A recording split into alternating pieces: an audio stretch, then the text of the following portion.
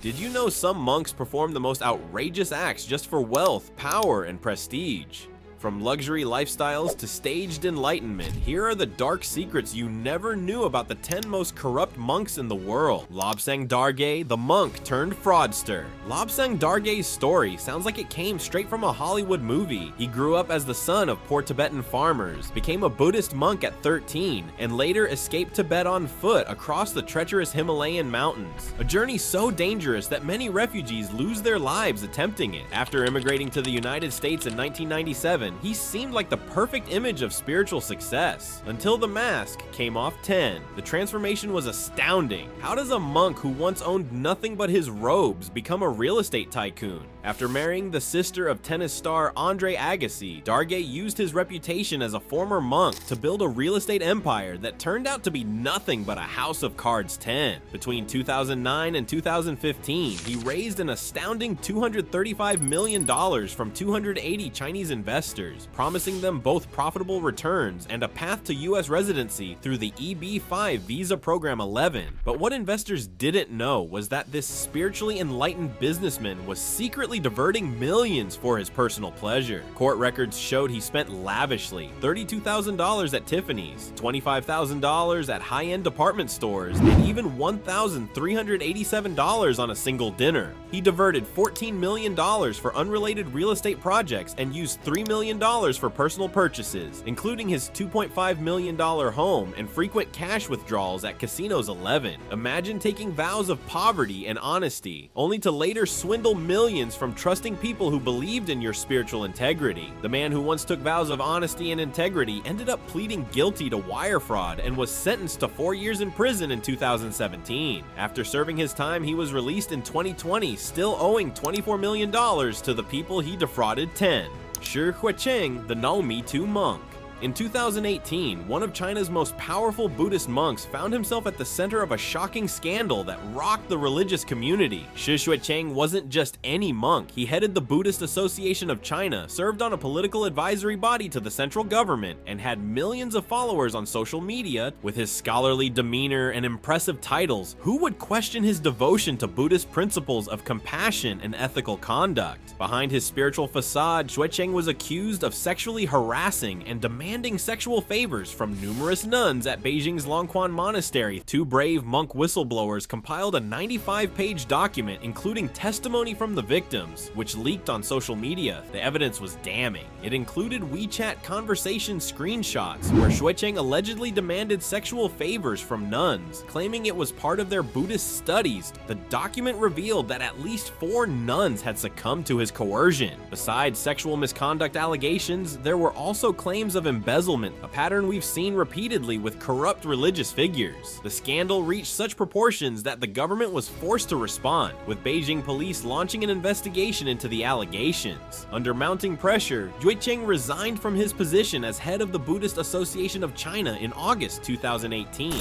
Though he continued to deny all allegations, imagine a man who preaches about detachment from worldly desires while allegedly forcing himself on nuns under his spiritual care. This case became part of China's number MeToo movement, showing that even the most sacred spaces aren't immune to abuse of power. The fake monk syndicates. While some corrupt monks are actual monks who fall from grace, others were never monks at all. Did you know there's an entire underground industry dedicated to training fake Buddhist clergy? Across Asia, organized crime syndicates have created a thriving industry of fake monks who target tourists and locals alike. In Japan, these fraudsters operate near famous temples like Ueno Toshogu Shrine in Tokyo, scamming unsuspecting tourists out of thousands of yen 15. But how sophisticated is this deception? One woman who trained as a fake nun revealed the shocking truth behind this industry. In China, people are actually recruited and charged fees of around $2,000 to become fake monks or nuns 14. They're then sent to wealthy countries to make their fortunes by exploiting Western respect for Buddhism. The training includes learning basic Buddhist terminology, memorizing a few sutras for authenticity, and most importantly, aggressive tactics tactics for extracting money from sympathetic strangers. The scammers approach tourists, hand them lucky charms or trinkets, then demand donations that can reach up to $20,015. Their tactics have evolved over time. Some now carry donation books showing large sums supposedly given by previous donors, creating social pressure to match these fictional amounts. In Akihabara, Japan, one persistent fake monk was known for placing beaded bracelets on people's wrists, then refusing to accept anything less than $100 to $200 as a donation. When denied, they become angry and storm off, behavior no genuine Buddhist monk would display. These scams aren't isolated incidents, but a global phenomenon that emerged around 2012.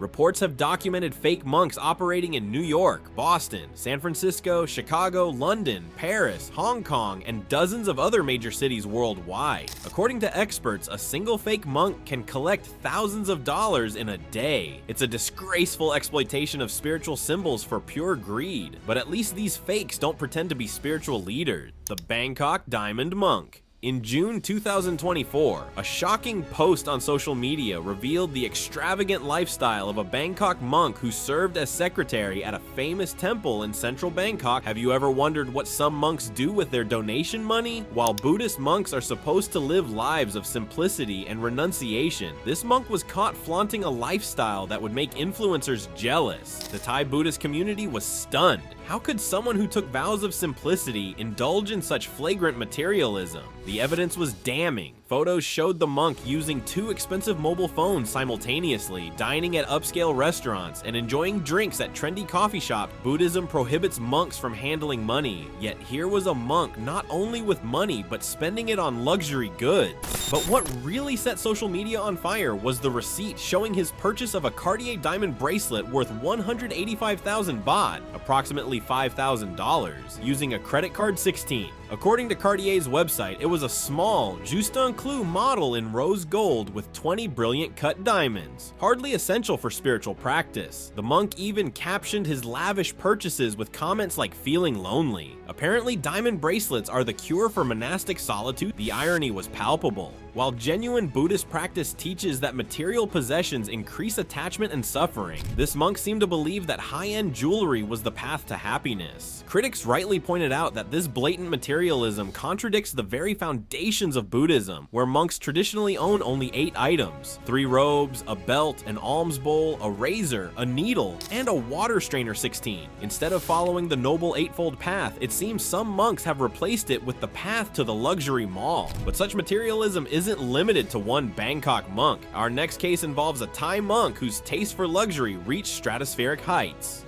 Wirapol Sukphol, the jet-setting monk. In 2013, a video surfaced that shocked Thailand to its core. It showed a Buddhist monk on a private jet, wearing aviator sunglasses and carrying a Louis Vuitton bag. This wasn't a scene from a satirical movie about religious hypocrisy. This was Wirapol Sukphol, a real monk who had taken vows of poverty and simplicity. Known by his monastic name Luangpu Nenkam, he had built a reputation as a miracle worker with supernatural powers. But how super were these powers? Extraordinary enough to amass a fortune of over $32 million while supposedly living as a humble monk.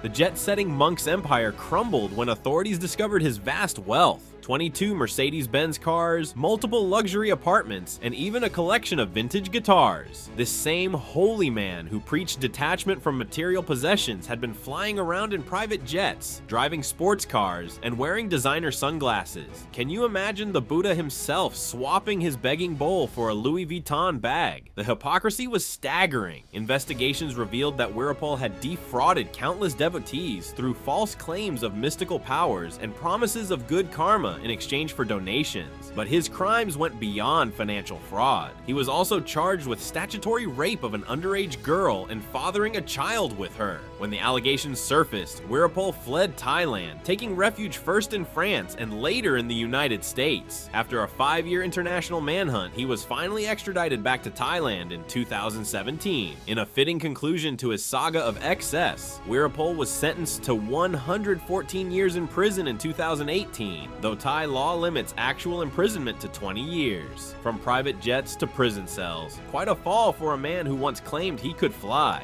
While Wirapol's case demonstrated personal corruption, our next monk shows how religious authority can be weaponized for something even more dangerous: Ashin Wirathu, the Buddhist bin Laden. When you think of Buddhist monks, you probably imagine peaceful meditation and compassionate teachings. But Ashin Wirathu, a monk from Myanmar, has earned himself a very different nickname, the Buddhist bin Laden. Born in 1968, Wirathu became a monk at age 14, but rather than following Buddhism's central tenets of peace and compassion, he chose a path of extremism that has shocked the world. How did a follower of one of the world's most peaceful religions become synonymous with hate? As leader of the nationalist 969 movement, Wirathu has used his religious position to spread venomous anti-Muslim rhetoric, particularly targeting the Rohingya minority. In fiery sermons that directly contradict Buddhist teachings on compassion, he has called Muslims mad dogs and rapists, claiming they threaten Buddhism's survival in Myanmar. These aren't just words. His hateful speeches have been linked to violent riots that have destroyed Muslim communities and displaced thousands. In 2003, Wirathu was sentenced to 25 years in prison for inciting religious violence, but was released in 2012 under a general amnesty. Did prison temper his extremism? Unfortunately not. He immediately resumed his anti-Muslim campaigning, which reached such international notoriety that in 2013, Time magazine featured him on its cover with the headline, "The Face of Buddhist Terror." Imagine the spiritual leader of your religion being known worldwide as the face of terror. In 2019, Wirathu faced sedition charges for insulting Myanmar's civilian leader Aung San Suu Kyi, forcing him into hiding until 2020 when he surrendered to authorities. His case demonstrates how religious authority can be perverted to promote the exact opposite of what Buddhism teaches: hatred instead of compassion, violence instead of peace. Galagodaatte Gnanasara, the hate-preaching monk. Sri Lanka's Galagodaatte Gnanasara proves that religious extremism knows no borders. As the leader of the hardline Buddhist nationalist group Bodubala Sena, Buddhist Power Force, this firebrand monk has made a career out of stoking religious tensions in a country still healing from decades of civil war.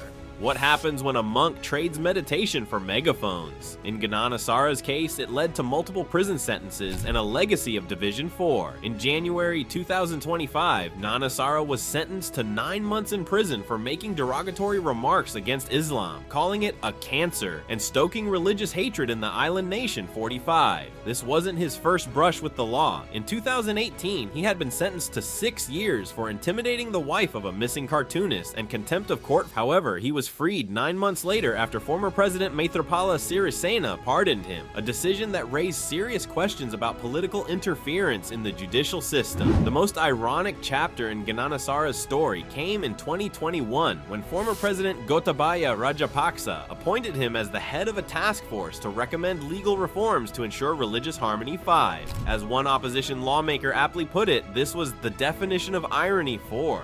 Gnanasara has been implicated in inciting anti-Muslim violence in Sri Lanka, where about 10% of the population follows Islam 5. His inflammatory speeches directly contradict the Buddha's teachings on right speech, which emphasize truthfulness, kindness, and words that promote harmony. Phra Dhammachayo, the fugitive abbot. How big can a Buddhist temple get?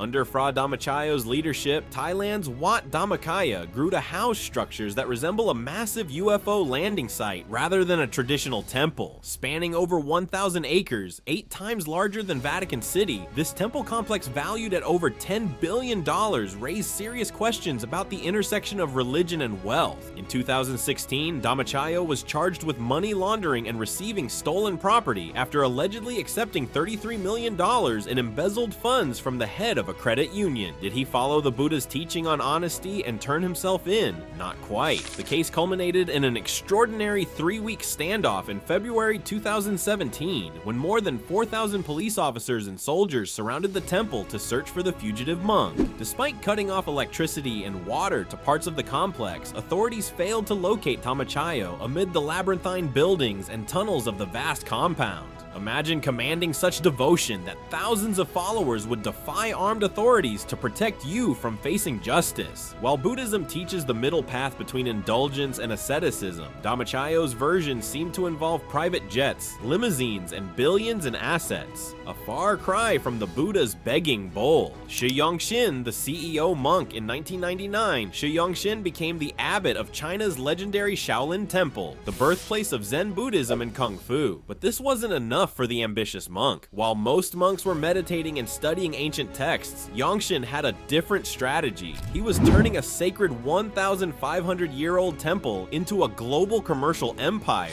He's known throughout China as the CEO monk for good reason 6. Have you ever wondered how much a holy site can be worth? Under his leadership, the Shaolin brand transformed into a $43 million business empire with over 10 million annual visitors. Yongxin slapped the Shaolin brand on everything from movies to merchandise, martial arts shows to traditional medicine 6. He even secured international trademark rights in 45 countries. According to reports, he was given luxury cars worth $145,000 as gifts while planning a $270 million Shaolin village in Australia, complete with a hotel, 500 beds, residential villas, and even a 27-hole golf course. Is this spiritual enlightenment or business expansion? The real scandal broke in 2015 when a former disciple accused him of embezzling temple funds, fathering children with mistresses, and purchasing a gold-threaded robe worth $23,000. His accusers even claimed to have DNA evidence and published photos of women and children allegedly connected to him. The most shocking part? These weren't just rumors. The whistleblower provided specific dates, locations, and photographs of women who allegedly bore his children. The Chinese authorities investigated him, but mysteriously cleared him of all charges after a 15-month investigation 7. It seems his biggest miracle wasn't spiritual enlightenment, but knowing the right officials to keep him out of trouble. Abbot Chuanzhen, the multi-hyphenate monk. Chuanzhen was once the respected abbot of Xuanzang Temple in Nanjing, China. Born as Li Yijiang in 1968, he was among the first generation of monks to receive higher education following China's reform and opening up, studying history at Nanjing University too. But did his education lead him to deeper spiritual understanding? Not quite. Unlike traditional monks who focus on spiritual enlightenment, Chuanzhen decided enlightenment wasn't profitable enough. He became what Chinese media calls a multi-hyphenate monk, spreading his robed influence across 6 different companies involved in everything from elder care to film production. The true scandal emerged in 2022 when Japanese war criminals were found being honored at his temple. Not just any war criminals, but those responsible for the Nanjing massacre where 300,000 Chinese were killed 89. Imagine the betrayal felt by Nanjing residents discovering that a Buddhist temple in their city was honoring the very men who had committed atrocities against their ancestors. But that was just the beginning of Chuanzhen's fall from grace. As investigators dug deeper, they discovered he had become a celebrity in business and official circles, even appearing at beauty salon openings too. In a viral video that shocked Chinese social media, imagine a holy man who took vows of humility comparing himself to models and actresses.